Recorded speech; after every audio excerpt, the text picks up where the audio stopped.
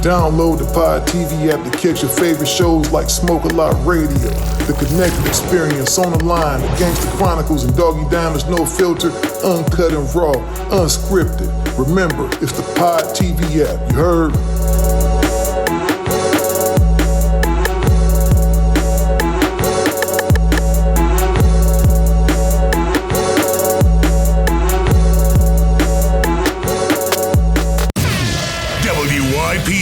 Up Radio with MC8. Steel and Big James has taken over the radio station. Well, all right, y'all.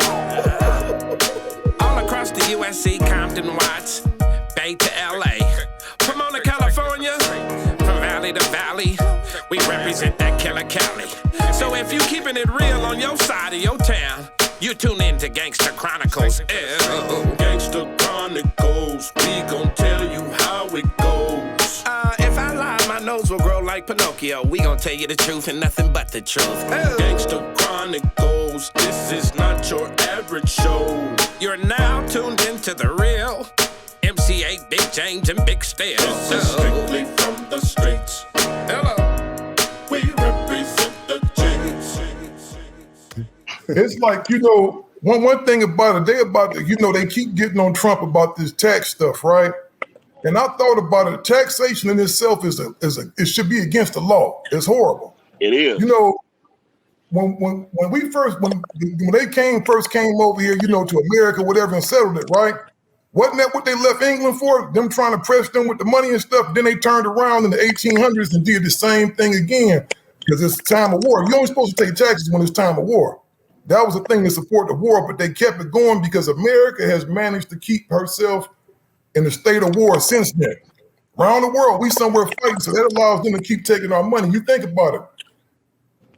I'm gonna ask all y'all this. Will, how much have you paid into the Social Security system? I'll plead the fifth on that. Brad, how much have you paid into the Social Security system? Millions and millions of dollars, bro. You know why? Oh. They take that money, they take that tax money that they get from you, and they advance some of that money to your Social Security. Exactly. Every time I get paid, it's something going to Social Security.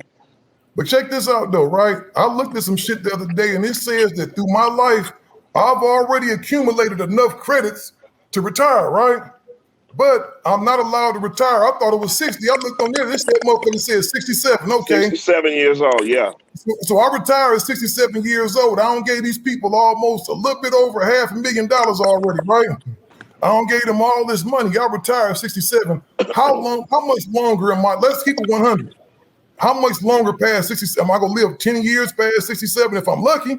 I think the average for a black man is like 73, so you got 5 years, about 5-6 years after that. Man, that's a whole lot of cheese left over. Now, that's the question, Will. What are they going to do with that money? Now, I kill over, I pass away. Are they going to cut my wife and kids a check and say, here you go, your father was an honorable man, here's the rest of his money? No, where did that shit go? It's all a con game, man. Yeah. Money go back into the pot. And we can't beat it. It go back to the pot, but who's going to be the person? It's like, we sit up here and talk, Will, and I don't like talking, man. I'm about action like you. What can we do about this shit? We don't have no real strong leadership in the community, man. There's a lot of shit that's really just going sideways. I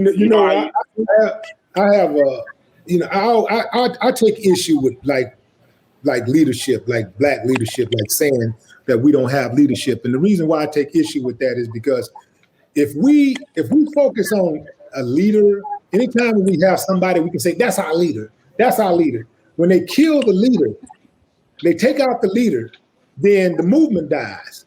And see, this is our movement. This is why every time we get a movement going, everybody get on board, we say, okay, we got our leader. And then they take them down, and then the movement just dies. So every single one of us have leadership in us. We are capable of leading. We are capable of leading. We just, those of us who are capable, I won't say all of us are capable of leading because all of us are not capable of leading. But many of us are capable of leading, and there's leadership all around us. It's just that the people that are leaders are not raising their hand and saying, I'm the leader. They're not, like, you're a leader, you're a leader, you're a leader. These people, everybody right here that I'm talking about right now is leader. You know how I know y'all leaders? Because I know a little bit about all y'all. I know a little bit about all y'all. And everything that I've seen about y'all told me that y'all was a leader. Y'all not followers. Everybody on here is not followers. Everybody kind of moved to their own beat of their own drum. That's leadership. And we just need more. We need more individuals to assume their role. You 100% Yeah, right. and you know where it starts to, and just to get behind what Will is saying, man. I think that we need to control that vote, man. Once we control that vote and put the right people in place to make decisions for us, this shit'll start going a lot different, man. Right now, we really taking the vote for granted. If you get a motherfucker like Willie D in the office, you're gonna see some changes. You know, for like me in office, you're gonna see some changes, man, because it has to be done. Will they allow that though? Will they allow that? I mean, but listen, they're gonna have to allow it, or they're gonna keep going through the shit they've been going through. You got motherfuckers in there that's been sitting in Congress and Senate for 50 years, bro, and they ain't did shit but sign their name on some shit or pop up at a motherfucking funeral, dog. That's not leadership, bro. Leadership, not just leadership for black people, but leadership for us to get out of this position that we in, y'all. We have to get out of this position that we in, bro. We fucked, and we continue to take it for granted. Like we take it for granted. Like, yeah, I'm gonna go and work for this company, man, and I'm gonna make me, $55,000, $60,000 a year. And the person behind me ain't got no fucking job, but fuck him, I'm cool. That's not how we should be looking at things these days, bro. We should be looking at, man, okay, I got a job that's gonna pay me $60,000 a year, but how do I get the next man on so he can take care of his family? That's what I'm talking about right there. That's our answer. The answer is group economics. That is the answer. Once we build our economic system, then you run it. This is how you run it. If you ain't got money in the United States of America, you ain't running nothing but your mouth. You gotta have money. Money, run it. Money, run it. So this is why in every major city in America you have these Asian communities that before they became Asian communities, they may have been mixed communities or predominantly black communities or whatever. And you ride by and the street is called Bel Air. You come through there a year or so later or one day, and you just ride by and the street is called / cross tic tac. Chinese spot now. You didn't hear no news story about changing the name of the street. They didn't have to get anybody to march with no celebrities came out with no special announcements. They just changed it. You know what they did? That's money. Money did. Money make things move. So we got a lot of us. We got the money, but what we're not doing is pooling our resources and reaching back to grab even more people and teach them the game. A lot of times people say the game is sold, not told. No, we got to tell the game. Because we said that too. The game is sold, not told to an extent. But a lot of this game needs to be told in order to bring our people along. Those of us who are seeking that knowledge, that's thirsty for that knowledge, we got to give them the game. We can't afford, we don't have the luxury of not giving them the game. We out of here, bro. We at war. We in trouble. We in trouble. And it's all hands on deck. We don't have the luxury of not sharing the knowledge. We don't have the luxury of tapping that little youngster that might be a little wild and everybody's scared of them. We don't have the luxury of not stepping to them and just trying to show them a different way. We don't have that luxury. I think the problem is that we don't trust each other when it comes to anything. We hate each other more than we want to help each other. I'll be right back. And I'm talking about as black people. We got to find a way to get together and stick together. We're not doing that. We go against each other when we need to be together. And we start hollering and preaching about shit that don't matter to us, but it matters to other people. We don't talk about like what I'm hearing right here. We don't hear that. We don't hear people talking and saying we need to get this back into schools and all of this. We need to educate these young kids because there's a lot of black men out there that have no clue, that only believes in what they see and what they do. You see what I'm saying? So just like you said, we got to get out there and relay this message. But some of us don't want to hear this message. Some of us believe that there's no way that black men or black people can come together and make shit happen. Yeah. We tear each other down, is what I'm saying. So we got to find ways to build each other up. Our self-esteem, pretty much everything. Because when you hear a black man greeting another black man, what's up, my nigga? But then get mad when the white man say nigga. But what about, how you doing, my brother? What's up, black man? We need to greet each other in a different kind of way because we are stuck in something that we have no knowledge or belief in and understanding when these people are feeding us the other bullshit. You feel me? So what I'm saying to you is we need to grow. We need to understand and educate our mind. It don't have to necessarily be in a school because street smarts to me is the best smarts. You know what I'm saying? If you can understand the shit that goes on in the streets, you can come in a classroom, you can go to work, and you can spill that knowledge right there. Like we doing here on this podcast. You know what I'm saying? So what black men need to do is understand what Scarface and Willie D is talking about, what Norm still have to offer, what MC8 is saying. You know what I'm saying? Our life history, the way we've been living as black people, a lot of black people don't care. Yeah. And here's the thing. They don't Here's the thing understand about that, James. Everybody ain't gonna make it, bro. And we got see one thing about us is that we innately we're loving people. You know, we are forgiving people, right? Just innately and historically, we are a forgiving people, and this is why we always we feel like everything should be fair, right? This is why we take on a lot of people's causes that don't take on our causes. We see something happening to another race or another group of people, and that ain't never fought for us, they never stood up for us, and that's not fair, that's not right. And we just automatically waving their flag. We just riding for them. That is because we got this concept that things are supposed to be fair. You know, look, it ain't about fairness. It's about bending another person to your will. Bending them to your will. What is it that you want? What is it that you need? They must comply. Ain't no asking. Stop asking people in power to share power. They're not going to share power. They didn't ask to share the power. They went and took it. So you got to take power if you want power. And everybody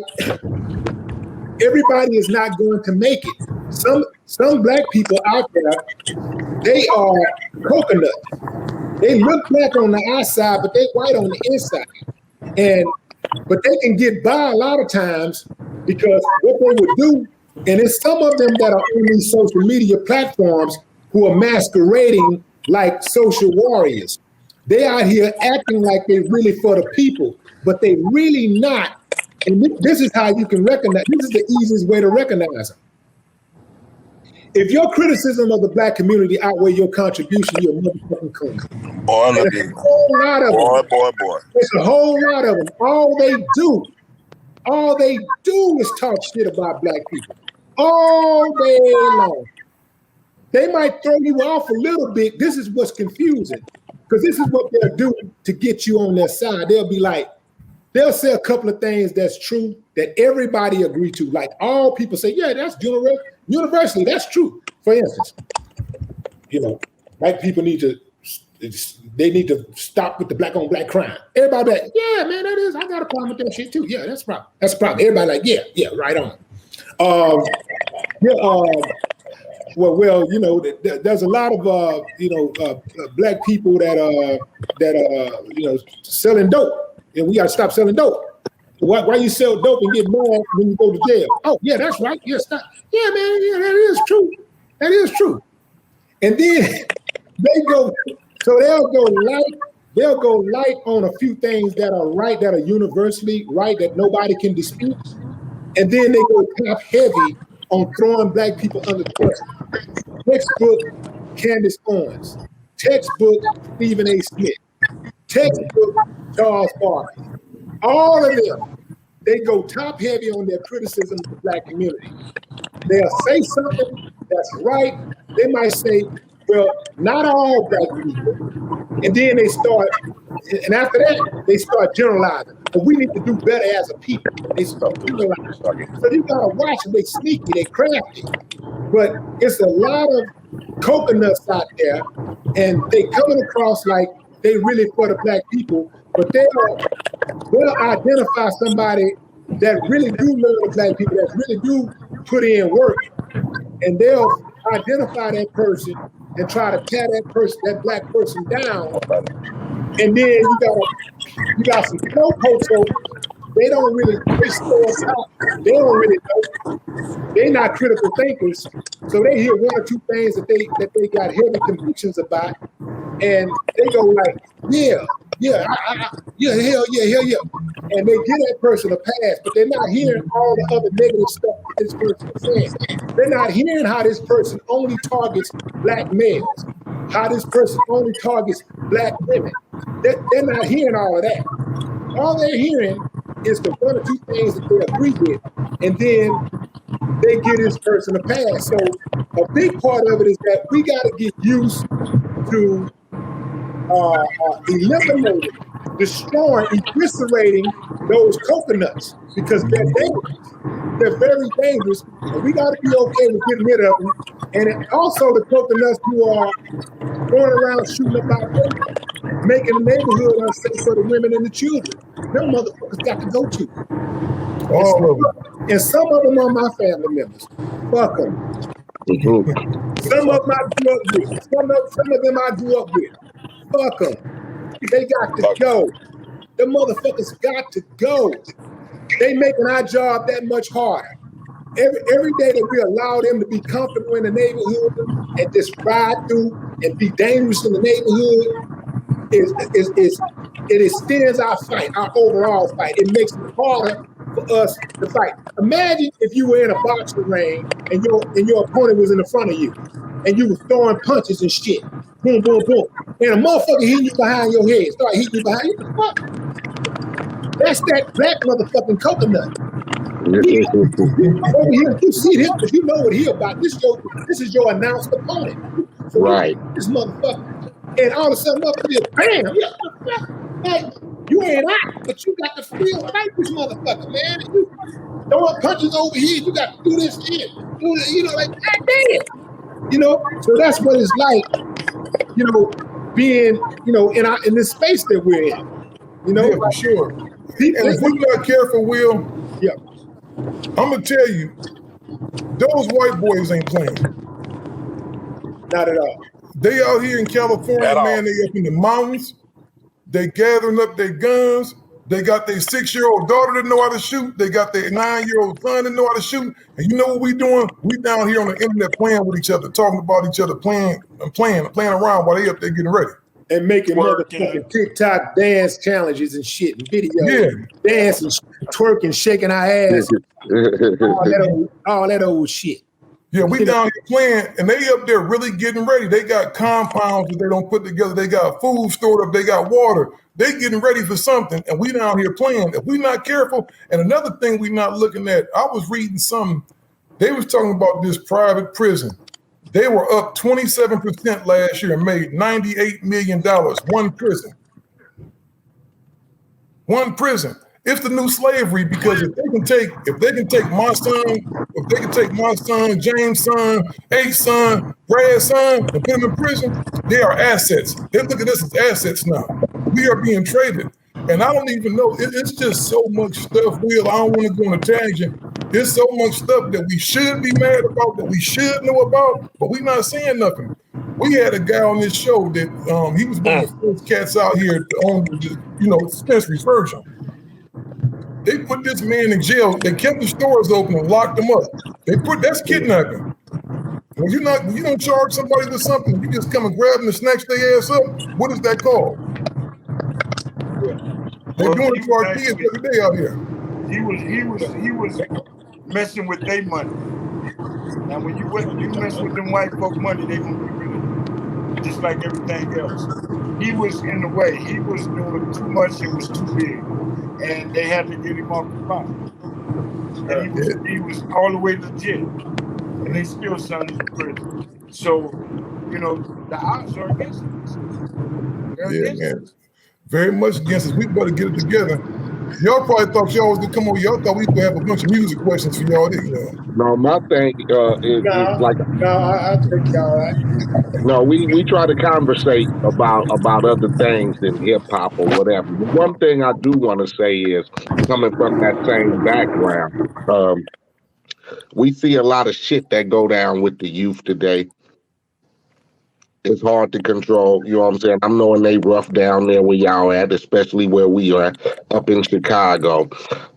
From where we come from in our background, a lot of opportunities wasn't presented to us, especially to myself coming up, whatever, why I started gang banging and doing that route.